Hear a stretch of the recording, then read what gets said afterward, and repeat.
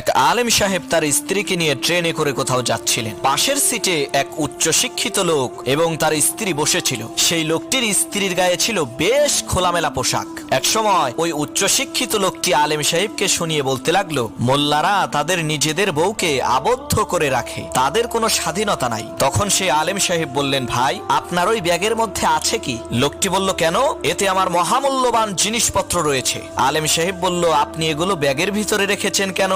লোকটি বলল, চোর এবং খারাপ লোকদের হাত থেকে বাঁচতে লুকিয়ে রেখেছি। তখন আলেম সাহেব বললেন, আমি আমার বউকে এভাবেই যত্নে লুকিয়ে রেখেছি যাতে তার দিকে কোনো খারাপ মানুষের নজর না পড়ে, কারণ আমার কাছে আমার স্ত্রী টাকা পয়সার চাইতেও বেশি মূল্যবান, আর আপনার কাছে আপনার স্ত্রী ধন সম্পদের চাইতে মূল্যবান নয়। তাই তো আপনি আপনার টাকা পয়সা যত্নে লুকিয়ে রেখেছেন আর স্ত্রীকে রেখেছেন খোলামেলা। এই কথা শুনে লজ্জায় লোকটির মাথা নিচু হয়ে গেল।